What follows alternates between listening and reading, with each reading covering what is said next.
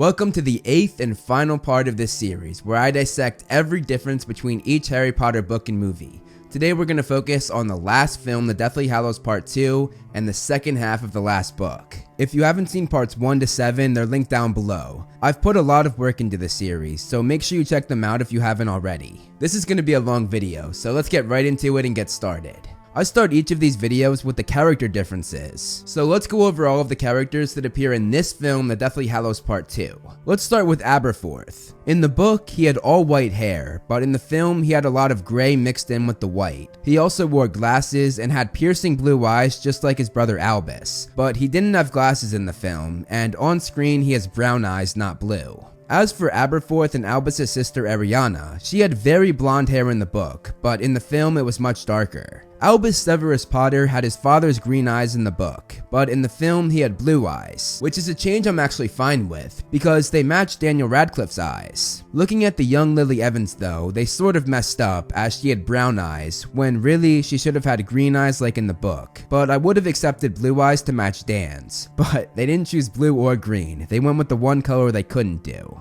It's a shame because it's literally a running theme in not just the books but the films too, that everyone comments on Harry having his mother's eyes. You know, the very first time I saw you, Harry, I recognized you immediately. Not by your scar, by your eyes. They're your mother, Lily's. Except your eye. You have my mother's eyes. Except the eyes, of course. You have your... My mother's eyes, yeah. You have your mother's eyes. As for Harry's other kids, James Potter II and Lily Luna Potter were spot on. I didn't notice any major differences with them from book to movie. As for Ron and Hermione's kids, Hugo and Rose, in the book, Hugo had Hermione's brown bushy hair and Rose had Ron's bright red hair. But in the film, they did the opposite, giving Hermione's hair to Rose and Ron's hair to Hugo. Now we move on to the plot. The film starts off with Voldemort finding the Elder Wand, then we see Snape at Hogwarts, and then we see Harry right after he carved Dobby's grave. The book here is very different though, as the scene with Snape at Hogwarts was made just for the film. That was not in the book. Then in the book, Harry carved Dobby's grave while Ron, Hermione, Bill, Fleur, and Dean were there, but in the film, he did this when he was alone. And as far as Voldemort getting the Elder Wand, in the movie, this happened before Harry talked with the Goblin and the Wand Maker, but in the book, this happened after the two conversations. There's also a bit more to each conversation when looking at the novel. In the conversation with Griphook, the Goblin was holding the sword of Gryffindor as they spoke, but in the movie, it was in the corner of the room. In the film, this is where Griphook agrees to help the trio break into Gringotts in return for the sword, but in the book, he merely told the trio that he would think about it, and the deal about the sword was not in play yet. It's not until later that we see that deal go down. Also, when Harry left in the book, he took the sword with him, but in the movie, he left the sword in the room with the Goblin. As for the talk with Ollivander, there were again a few details that differed, as Harry first asked the wand maker if he could fix his broken wand, but Ollivander said no. In the movie, the thing that made Ollivander become ashamed and made him say, He tortured me. Was Harry accusing Ollivander of telling Voldemort how to get the Elder Wand. But in the book, the thing that made him become ashamed was Harry saying that Ollivander helped Voldemort try to kill Harry by telling him how he and Harry's wands shared the same core. In the movie, Ollivander at first acted like the Elder Wand did not exist. I see no reason to put stock into an old wives' tale. But in the book, he admitted that it was real from the start. He never said it did not exist. And the biggest difference with this conversation from book to movie was the fact that Ollivander had no idea what the Deathly Hallows were in the novel. He only knew about the Elder Wand. Meanwhile, in the film, he knew what they were and he explained them to the trio. It is rumored there are three. The Elder Wand, the Cloak of Invisibility, and the Resurrection Stone. Together, they make one the Master of Death. In the book, Harry thanked Ollivander and that was the end of it. But the film added a few more lines that were not in the book. You really don't stand a chance. Well, I suppose I'll have to kill him before he finds me then. The movie cuts right to the trio planning their Gringotts break-in, but there's a decent amount that happens in between these two scenes as several days go by. One morning, we see another conversation between the trio and Griphook that was cut from the film. In this conversation, Griphook agrees to help them break into Gringotts in return for the sword, which as I said, in the movie he agreed to during their first conversation, not their second. The book and the film meet up again when they start planning the heist, but while this takes us right to the day of the break-in in the movie, there's a lot that happens in between these two scenes as several weeks go by. The trio and Griphook work endlessly on their plan, figuring out every little detail. We also see Ollivander leave, going to Aunt Muriel's, and Fleur gives him the tiara that she borrowed from Muriel for the wedding so he could give it back to her. Hearing the mention of the tiara, Luna says that her father is making a replica of the lost diadem of Ravenclaw, which was also a tiara, something that differs from the film, as the lost diadem was not mentioned until much later while at Hogwarts. Lost diadem of Ravenclaw? Hasn't anyone heard of it? In between these two scenes, we also see a very heartwarming moment that the movie skipped over, which was Lupin arriving with his and Tonks' newborn baby, Teddy Lupin. While at Shell Cottage, Lupin asks Harry if he would be the godfather, and Harry graciously accepts. They all then celebrate and raise a glass to Teddy Remus Lupin. When Lupin leaves, Bill pulls Harry aside, and he warns Harry not to trust Griphook, explaining how goblins are not to be trusted. He then tells Harry that it's safer to break into Gringotts than to double-cross a goblin, which, unknown to Bill, Harry was about to do both. The book and the film meet up again on the day of the break-in. In the film, they apparate to an alleyway in Diagon Alley, but in the book, they apparate to the Leaky Cauldron and enter Diagon Alley through there. In the movie, Hermione was too friendly to a Death Eater that was in Diagon Alley. Madame Lestrange. Good morning. Good morning. You Bellatrix Lestrange, not some dewy-eyed schoolgirl. But in the book, it was the barman in the Leaky Cauldron that she was too friendly to. The movie cuts right to them in the bank, but there are some things that happen in between these two scenes. A Death Eater named Travers approaches Hermione, and she's forced to walk with him. He questions why she's not still locked up in Malfoy Manor, and asks why she has her wand when he knew Harry Potter had stolen it. Hermione plays it off though, coolly telling Travers not to listen to rumors. As they walk into the bank, we see Harry use the Confundus charm on two security wizards, which we did not see in the film. And now, this is where the book and the film meet up again. In the book, Travers was there with them as they went to the counter, which was not the case in the movie. This also meant that Bogrod was not the only person that Harry put under the Imperius Curse, as he was forced to put Travers under it too. There's also the added detail of Harry getting rid of Travers by making him go and hide somewhere in the bank. In the movie, Ron is the one who put Bogrod back under the Imperius Curse.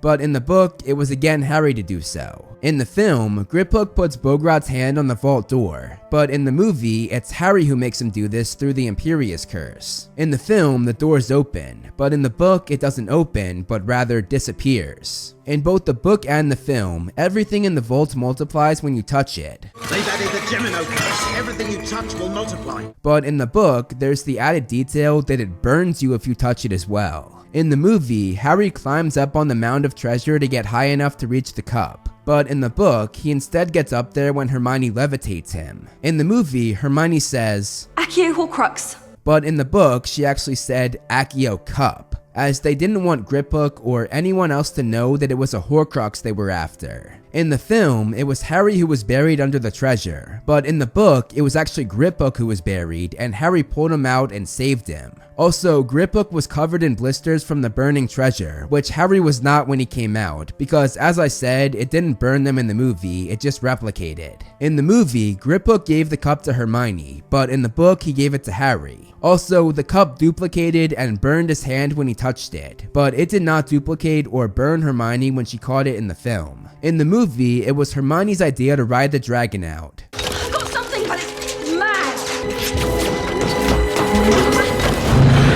Well, come on then. But in the book, it was not Hermione's idea, it was Harry's. In the novel, the dragon did not kill anyone, but in the book, it killed many people. First, Bogrod was burned alive, which did not happen in the book. Then we saw the dragon knock off the cart with goblins and security wizards on it, and we saw the dragon breathe fire in the main part of the bank, probably killing a dozen more, but none of that happened in the book. In the book, the dragon burst through the front doors to escape, but in the film, it escaped out of the roof. In the movie, Harry goes into Voldemort's mind while in the water, but in the book, these two things happen separately, as he doesn't have the vision until he's already out of the water. Also, what Harry sees in the movie is different from what he saw in the book. In the film, it shows shots of all of the Horcruxes, the Grey Lady, the Ravenclaw flag, and Hogwarts. But in the book, we did not see the actual Horcruxes themselves, nor did we see the Grey Lady and the Ravenclaw flag. We instead saw the locations of where the Horcruxes were hidden: the lake, the shack, and Hogwarts.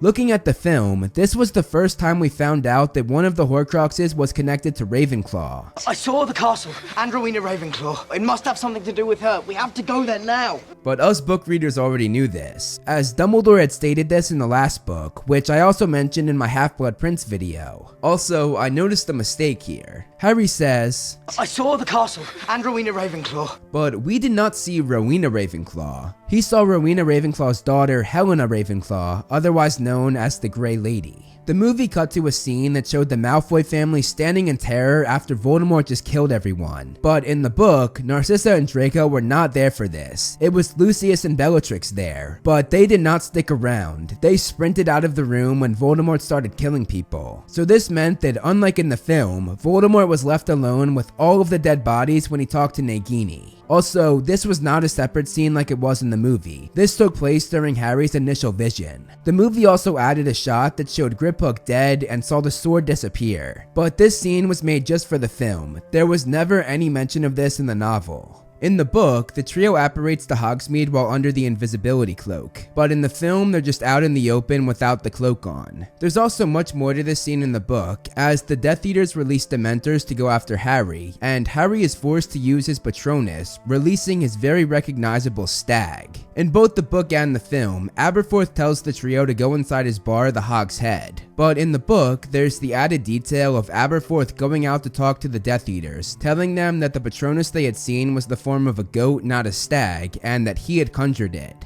The Death Eaters argued with him for a bit, but they eventually let it go and they walked away. The mirror that Aberforth had in the film had a missing piece, which Harry's piece fit into. However, this is not how a two-way mirror works. There are two mirrors, hence the 2 in the name. Meaning Aberforth's mirror was in perfect shape, it didn't have a piece missing. Harry's piece was instead taken from the second mirror that Sirius gave him, which, as I said in my last video, had broken in his trunk. There's a lot more to this scene in the book, as Aberforth clears up everything about Dumbledore's past, but the film skipped over all of this completely. Aberforth explains that when Ariana was 6, she was assaulted by 3 Muggle boys after they saw her do magic. Aberforth then explains that this incident made Ariana not be able to control her magic, and 8 years later, this led to her killing their mother Kendra. Albus then came home to care for her, but he began to neglect his little sister when he met Grindelwald. After a while, Aberforth finally put his foot down, and he refused to let Albus take Ariana around the world with him and Grindelwald. This led to a duel between Grindelwald and Aberforth, and Albus joined in to stop Grindelwald from torturing his little brother. In the chaos, Ariana was killed, and they never knew which of them actually took her life. Aberforth said that Grindelwald left, and Albus was free of his burdens. Harry stands up for Dumbledore though, saying that he was never free. He brings up the night in the cave, and says that Dumbledore relived that night when he drank the potion, and Harry explains how Albus begged Grindelwald to kill him instead of his siblings.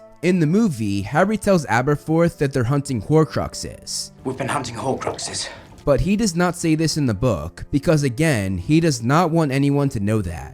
Instead, he says that he knows how to finish Voldemort off without going into any more detail. In the film, Neville says that the Carrows make them use the Cruciatus Curse on first years. Today's dark arts lessons had us practicing the Cruciatus Curse on first years. But in the book, he instead says that the Carrows make them use the Cruciatus Curse on those who have gotten detention. In the movie, Ginny, Luna, Dean Thomas, and Cho Chang were all there when the trio arrived, but none of them were there yet in the book. Ginny and Luna had been taken out of school, Ginny because Ron was seen with Harry, meaning she and the rest of the Weasley family went into hiding, and Luna was taken out by the Death Eaters, and we of course saw this because she was at Malfoy Manor and Shell Cottage with the trio. And as for Dean, he had not been there all year as he was on the run for being a Muggleborn. If you remember in my last video, he was with Ted Tonks, Dirk Cresswell, and Griphook and Gornuk. And Cho wasn't there because she was not a student at this point. She was a year older than Harry, so she had finished up at Hogwarts at the end of the last book.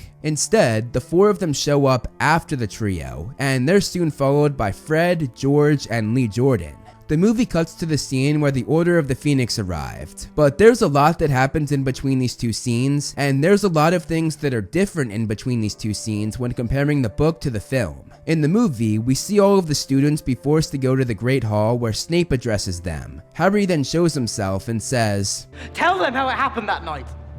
Tell them how you looked him in the eye. A man who trusted you and killed him. And we then see the Order of the Phoenix arrive.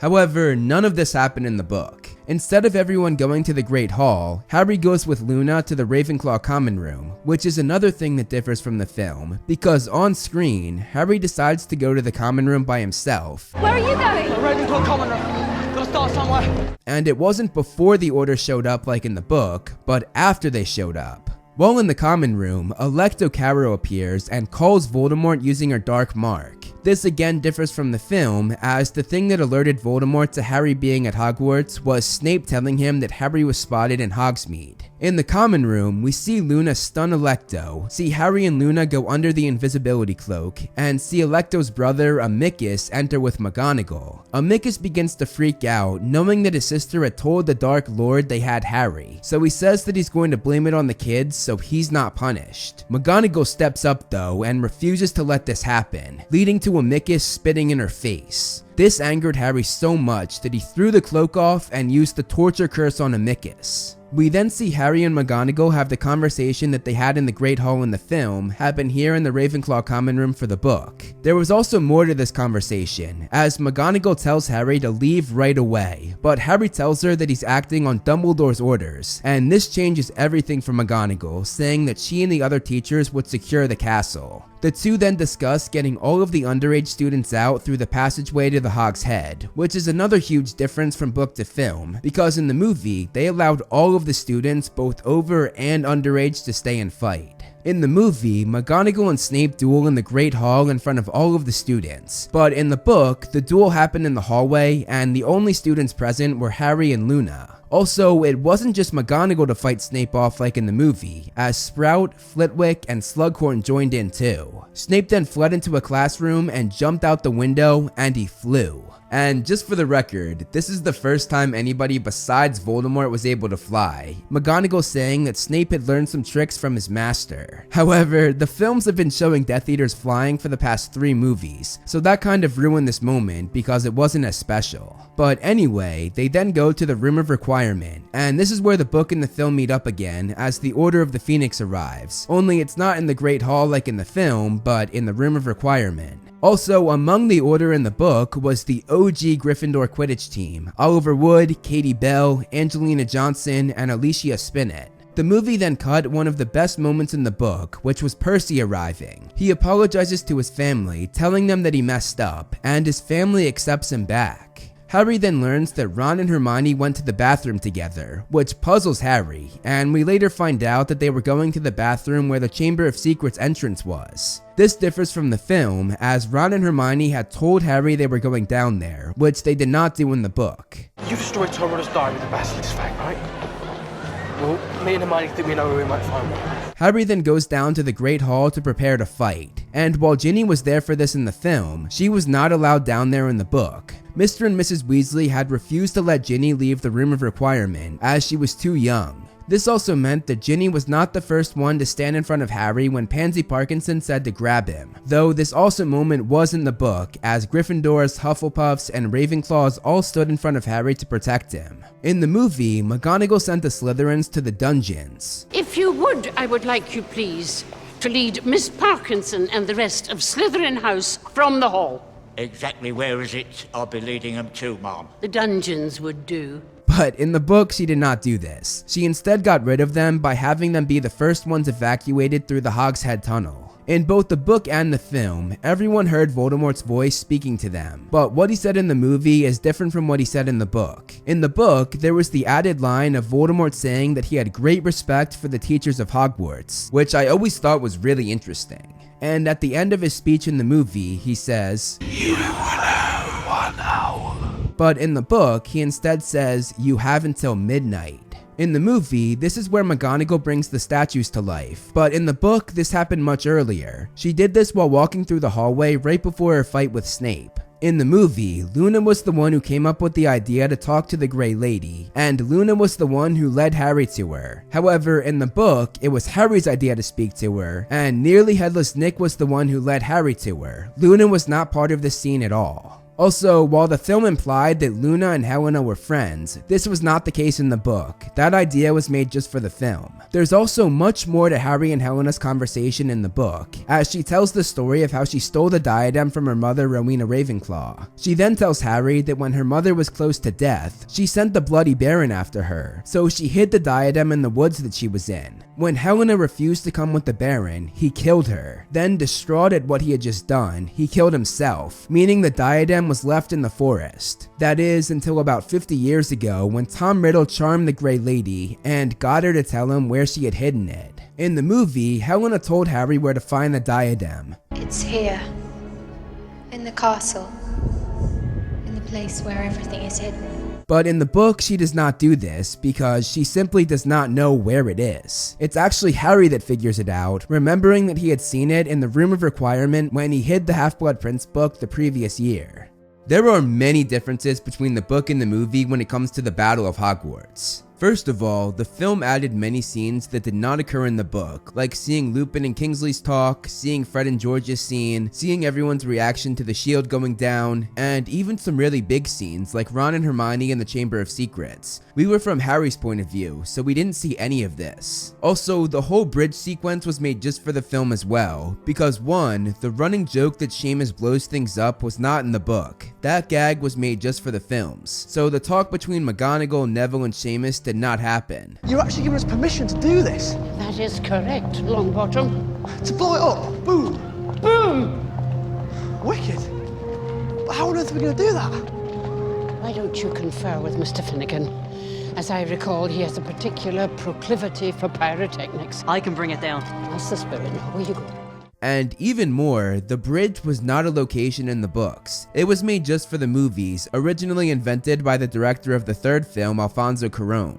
On top of that, Scabier was of course part of the sequence as well, but he was not present for the Battle of Hogwarts in the book. There are also the scenes that showed the barrier going up and the Death Eaters and later Voldemort taking it down. But none of this happened in the book. The barrier was not the thing that prevented the Death Eaters from getting in like in the film. It was actually Voldemort's orders that did. He said he would give them until midnight to hand Harry over, and if they didn't, he would attack at 12 on the dot, which is exactly what he did. This also meant that Voldemort taking the barrier down did not break the Elder Wand like in the movie. That was another aspect made just for the film. The movie also added a scene where Harry meets up with Neville and Ginny, and we see Neville admit that he likes Luna. You haven't seen Luna, have you? Luna?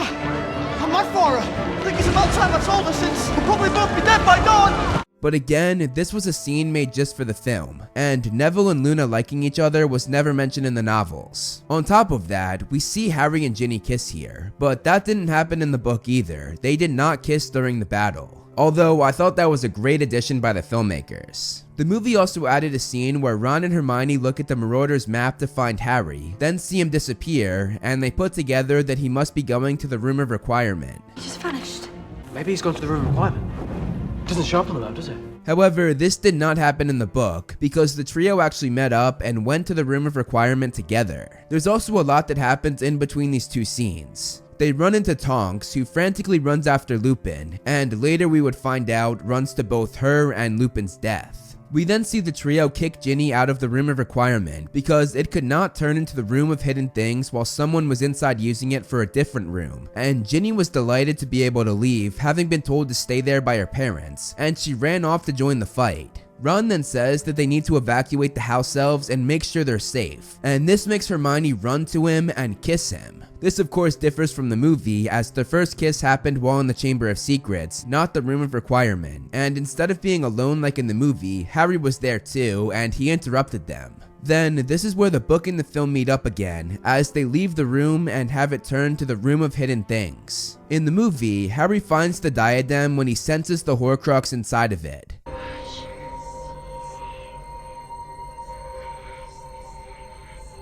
But in the book, he did not sense it. He just remembered where it was, having seen it the year before. Also, it wasn't in a box like in the movie, but resting on the head of a statue with a wig. In the book, it was Malfoy, Crabbe, and Goyle who confronted Harry, but in the film, it was Malfoy, Blaise, and Goyle. In the movie, the thing that makes Draco look weak is Harry asking him why he didn't tell Bellatrix it was him while in Malfoy Manor. Why didn't you tell her? Bellatrix. You knew it was me. You didn't say anything.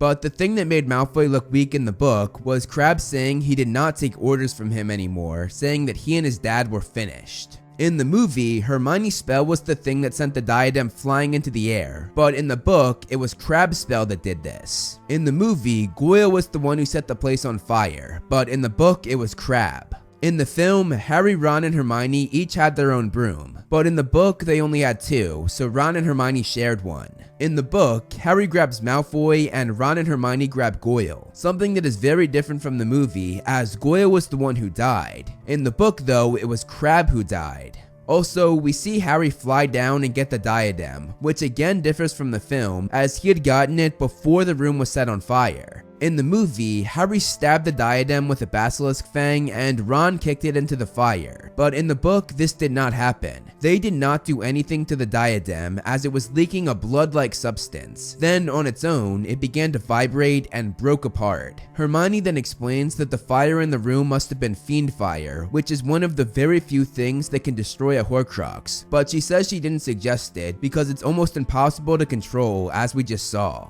In the movie, we see Harry and Voldemort become affected when the Horcrux was destroyed. But this did not happen in the book, they were not affected. The movie then cuts to Harry seeing Voldemort talk to Lucius, but there's a lot that happens in between these two scenes. The trio meets up with Fred and Percy, who were dueling some Death Eaters. They run to help them, and as they do, they hear Percy make a joke, which delights Fred. However, the wall next to them then exploded, throwing them all back. When they come to, they see that Fred got the worst of the explosion and was killed. This differs from the film, as Fred died off screen. Something I will never forgive the filmmakers for. Percy refuses to leave Fred's dead body until he's forcibly moved, and when he gets up, he runs after Rookwood, the Death Eater responsible for the explosion that killed his younger brother. Ron tries to go after Rookwood alongside Percy, but Hermione snaps him out of it, saying that they needed to find Nagini. Then, this is where the book and the film meet up again, as Harry looks into Voldemort's mind and sees his conversation with Lucius. In the book, they were in the Shrieking Shack, but in the movie, they were for some reason in the boathouse. In the film, Voldemort slaps Lucius in what might be the most savage moment in the entire film franchise. How can you live with yourself, Lucius? I don't know.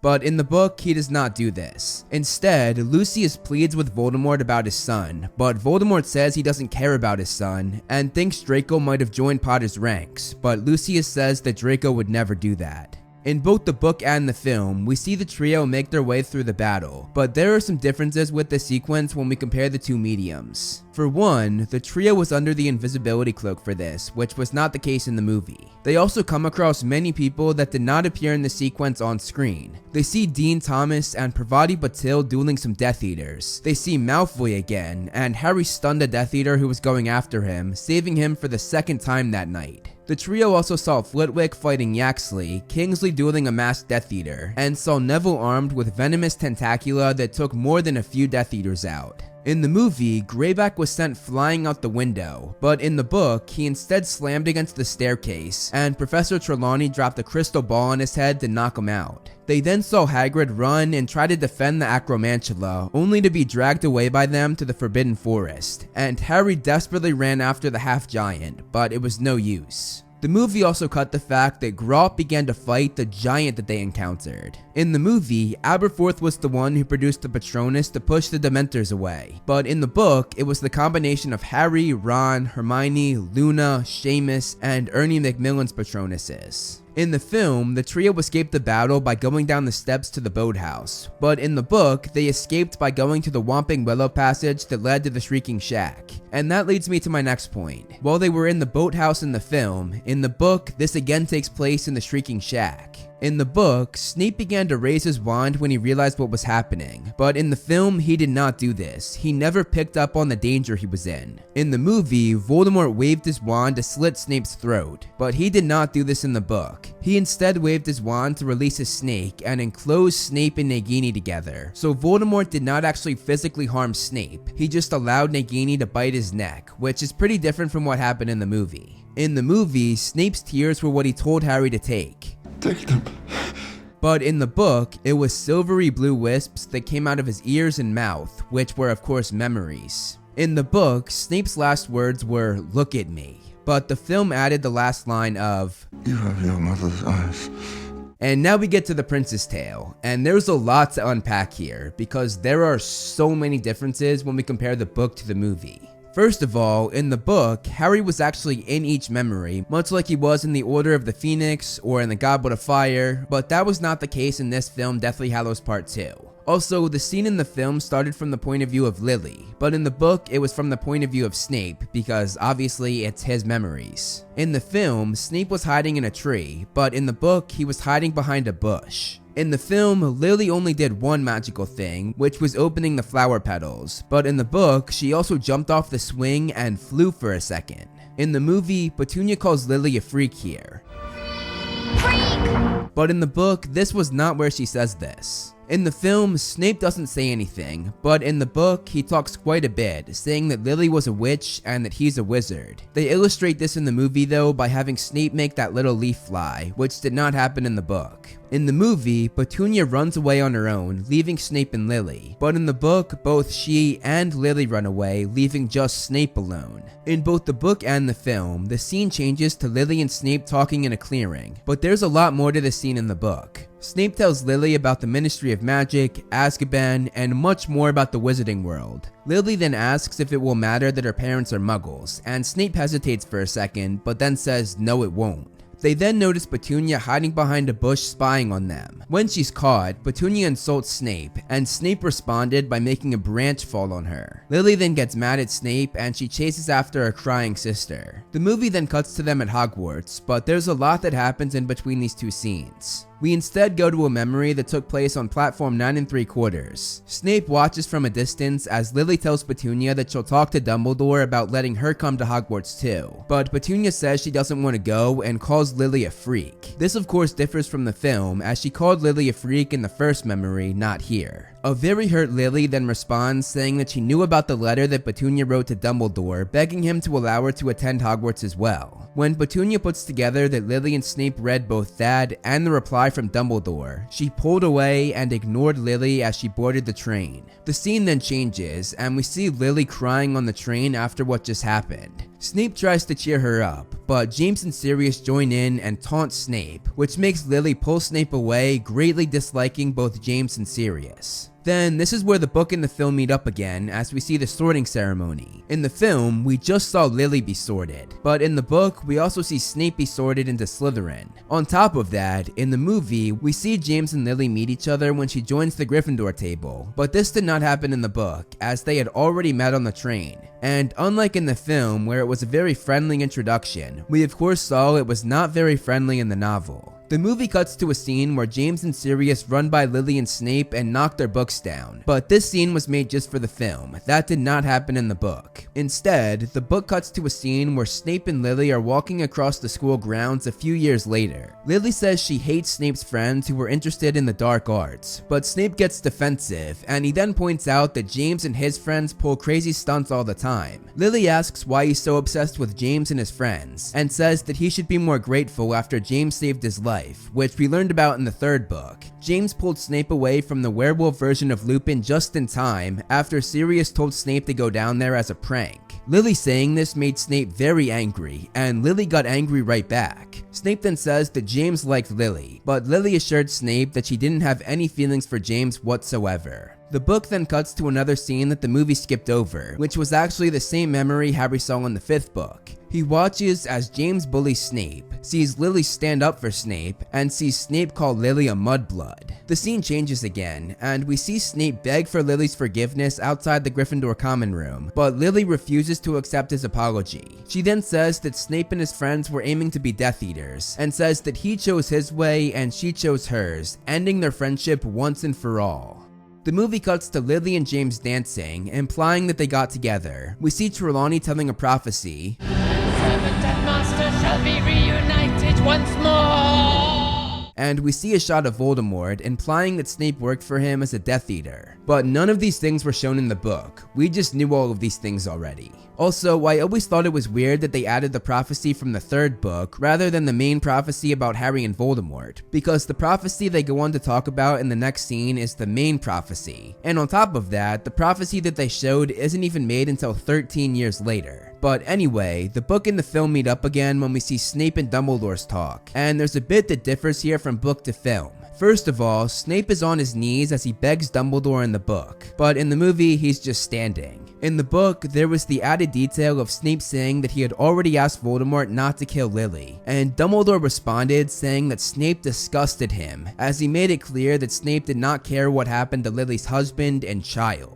Moving on from here, we see cutaway shots throughout the memories of the night Voldemort went to the Potters. We see Lily talking to baby Harry, see Voldemort kill Lily, see Snape arrive at the house, see Snape pass James's dead body, see Snape collapse and cry when he sees Lily's dead body, and see Snape hold Lily in his arms as he cries. But none of this happened in the book. All of this was made just for the film. Snape did not go to the Potters that night. In both the book and the movie, we see Dumbledore and Snape's conversation after Lily died. And in the book, this is where Snape pretty much collapsed and looked like a man who had lived 100 years of misery, which in the movie we saw in the Potters, not in Dumbledore's office. There was also more to this conversation that the film did not show. When Dumbledore begins to talk about Lily's green eyes, Snape says he can't hear anymore and says that he wished he were dead. Dumbledore then points out that that would be no use to anyone, and he asks Snape to instead help him protect Lily's son Harry. Snape agrees, but then says, "No one can know." I should never reveal the best of yourselves. Which in the film was not a response to this, but to Dumbledore saying that Snape loved Lily. If you truly loved her. Which I always disliked because it sort of jumped the gun and gave away the big reveal at the end of the Prince's Tale sequence. The next scene was Snape talking down on Harry during the events of the first book, which was relayed through a voiceover in the movie. He possesses no measurable talent. His arrogance rivals even that of his father, and he seems to relish his fame. But in the book, we actually saw him saying this to Dumbledore. It was not just a voiceover with cutaway shots from the older films. There's also more to this conversation in the book, as Dumbledore tells Snape that he and the other professors like Harry a lot. Then the scene ends when Dumbledore tells Snape to keep an eye on Quirrell. The movie then cuts to Snape helping Dumbledore after putting the ring on. But before we get to that in the book, we see a memory that took place on the night of the Yule Ball, where Snape tells Dumbledore that both his and Karkaroff's dark marks were getting darker. Snape then says that Karkaroff is going to flee if the dark mark burns, and when Dumbledore asked if Snape would join him, Snape said no, he wasn't a coward. Dumbledore then agrees with him, saying that Snape is very brave, and Dumbledore says that he thinks they sort too soon, basically saying that Snape was brave enough to be in Gryffindor. The book and the film meet up again when we get to the ring scene, but there's a lot more to this in the book. Instead of starting with Dumbledore awake and conscious, the memory in the book saw Snape revive a half-conscious Dumbledore, saving his life. When Dumbledore wakes up, Snape demands to know why he put the ring on, as he must have known it was cursed. And Dumbledore says that he was a fool who was tempted. And when Snape asks by what, Dumbledore doesn't answer. But we as an audience know that he was tempted to bring his little sister Ariana back with the Resurrection Stone, which was in the ring. In both the book and the film, we see Dumbledore tell Snape that he must kill him, but the reason why he told him to do this in the movie was so that Voldemort would have full trust in him. It is the only way. Only then will the Dark Lord trust you completely. In the book though, the main reason why he asked Snape to do this was so that Draco would not have to, Dumbledore saying that his soul was not yet damaged, and he would not have it ripped apart on his account. In the film, the night that Dumbledore asked Snape to kill him was the same night that Snape showed his Patronus in the movie. But this was actually 2 separate nights in the book, and there's a fair bit that happens in between these 2 scenes. The book cuts to a memory of Snape and Dumbledore fighting on the school grounds just outside the Forbidden Forest, and when Snape says that Harry is just like his father getting all of these detentions, Dumbledore says that he looks like James, but his deepest nature is much more like his mother Lily's, which was a comment that really threw Snape off. Snape then gets mad that Dumbledore is trusting Harry with things that he wouldn't trust him with, referring to the private lessons he was giving Harry that year. Dumbledore then tells Snape to come to his office that night, and there he would see just how much Dumbledore trusted him. And now, this is the scene where Snape shows his Patronus. In the movie, Dumbledore said that Snape must wait to tell Harry this information until Voldemort is at his most vulnerable. There will come a time when Harry Potter must be told something, but you must wait until Voldemort is at his most vulnerable. But in the book, he instead told Snape to wait until Voldemort no longer sent his snake Nagini off to do his bidding. In the book, when Dumbledore says, "Don't tell me now that you've grown to care for the boy," Snape replies saying, "For him?" But in the film, he does not say this line. He just produces his Patronus without another word. In the film, Dumbledore says, "Lily." But in the book, we get no indication that this was Lily's Patronus too. The movie cut right to Harry seeing the dope Patronus, but there's a lot that happens in between these 2 scenes. We cut to a memory of Snape talking to Dumbledore's portrait, and the portrait tells him to give Voldemort the correct date of when they're moving Harry, but to also plant the idea of the 7 Potters to the Order. He then tells Snape to play his part convincingly, as it was vital that Snape stayed in Voldemort's good graces so Snape could protect the students at Hogwarts. We then go to another memory as Snape confronts Mundungus in a tavern, telling him to suggest the idea of decoys to the Order of the Phoenix. We then go to another memory, and we see Snape participating in the Battle of 7 Potters. Here, we find out that him hitting George was actually him attempting to hit another Death Eater who was about to kill Lupin, essentially trying to save Lupin's life. We then see yet another memory that was cut from the film, where Snape is sitting in Sirius's bedroom, crying as he had the letter that Lily wrote to Sirius, along with a picture of Lily, which I mentioned in my last video. We then see Snape take the page bearing Lily's signature and see him rip the picture in half and take the half with Lily on it. We then cut to another scene where Phineas Nigellus Black informs Snape that the trio is in the Forest of Dean, and when Phineas calls Hermione a mudblood, Snape sharply tells him not to use that word. The portrait of Dumbledore then told Snape to take the sword of Gryffindor to Harry without being seen, and Snape pulled Dumbledore's portrait open to reveal the real sword. Snape then said that he had a plan, and in the film, we actually saw Harry seeing the dope Patronus in these memories. But in the book, we don't see this, as the memories end as Snape walks out with the sword. In the film, Harry says goodbye to Ron and Hermione, but in the book, he chooses not to do so that whole scene on the stairs was made just for the movie. Instead, he only talks to Neville on his way down, and he tells Neville to kill the snake, which in the film, he told Ron and Hermione to do. Now kill the snake. The film also cut Harry seeing Colin Creevey's dead body, and him seeing Ginny, but like Ron and Hermione, he decided not to say anything to her, even though all he wanted to do was say goodbye to her. In the movie, Harry says, "I'm ready to die." But in the book, he actually says, "I am about to die." In the film, Harry tried to touch his mother's hand, but couldn't, and this moment was made just for the film. That did not happen in the book. In the movie, when Harry said, "Stay close to me," Lily responded saying, "Always."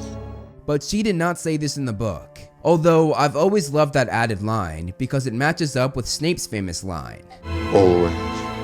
In the film, Harry dropped the stone before going off to Voldemort, but in the book, he did not drop the stone until he was face to face with Voldemort. So James, Lily, Sirius, and Lupin were standing with Harry in that clearing for quite some time. In the movie, Harry does not say a word, he just walks up. But in the book, he announced himself after Voldemort said he was wrong about Harry coming, Harry saying, "You weren't." After Harry died in the book, he woke up naked, but in the film he was clothed. It's not until he wishes he had clothes that they just appeared, and he then put them on. There's also a lot more to Harry and Dumbledore's conversation in the book. Dumbledore explains why Harry did not die, saying that because Voldemort used Harry's blood to make his new body during the events of Goblet of Fire, he kept Lily's love protection going, which ultimately saved Harry. We also see them talk about the Deathly Hallows, which the film skipped over, and Dumbledore admits that he wanted to get them to be the Master of Death. Dumbledore then says that Harry is related to the Peverell family and says that his invisibility cloak is one of the Deathly Hallows that was passed down in his family. Dumbledore says that Harry should despise him for going after the Hallows and for what he let happen to his sister Ariana. He then explains that he put off his duel with Grindelwald because he was afraid of figuring out the truth of who killed Ariana. Harry then tells Dumbledore that Grindelwald refused to tell Voldemort where the Elder Wand was, and they realize that Grindelwald gave his life to protect Dumbledore and the Elder Wand in one final act of redemption, and hearing this makes Dumbledore tear up. This of course differs from the film because in Deathly Hallows Part 1, Grindelwald actually sold Dumbledore out and told Voldemort to defile Dumbledore's grave to get the Elder Wand, taking away his character's redemption. Going back to Harry and Dumbledore's conversation, Dumbledore says that he was not worthy to have the Deathly Hallows, but Harry was, especially after he had just sacrificed himself. In the book, Voldemort ordered Narcissa to check if Harry was dead, but in the film, she just went up on her own without being asked. In the movie, Narcissa says, "Dead." But in the book, she says, "He is dead." The movie cut out the part where Voldemort played with Harry's supposed dead body, first using the Cruciatus Curse on him and then throwing him up and down in the air. But Harry played his part well and managed to stay limp and lifeless. In the book, Hagrid sobbed as he carried Harry, but in the film he did not sob. He instead looked more shocked and scarred for life than anything else. There was also a moment where Hagrid yelled at the centaurs in the forest for not helping in the battle, which will be important later. In the film, Ginny is the only one to scream out in grief. No! No!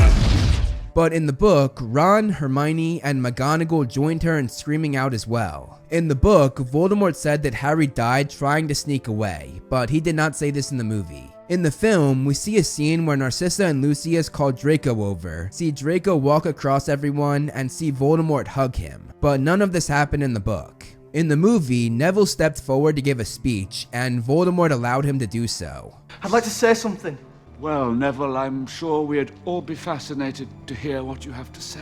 But in the book, Neville did not run forward to give a speech, but instead ran forward to charge and attack. And instead of allowing Neville to speak, Voldemort disarmed him and forced him to his knees. In the film, Neville already had the Sorting Hat with him when the Death Eaters walked up, but in the film he did not. Voldemort actually summoned the hat to him while Neville was on his knees, and he forced the hat onto Neville's head. Voldemort then caught the Sorting Hat on fire, making everyone scream, scared for Neville's life. In the film, it was Harry getting up that restarted the battle, but Harry did not get up here in the book. Instead, the thing that restarted the battle was Grop, as well as the centaurs arriving from the forest, and they shot arrows into the Death Eaters' ranks. In the chaos, Neville pulled the sword out of the hat, got up, and killed Nagini with the sword, which differs from the film greatly, as Neville did not do this until much later during Harry and Voldemort's duel. Also, while Harry did get up here in the book, unlike in the film, he was not seen by anybody, because he was able to put his invisibility cloak on without being noticed in the chaos. In the movie, Voldemort sent Neville flying back, but in the book, Harry put a shield charm between Voldemort and Neville, so Voldemort was not able to hurt him.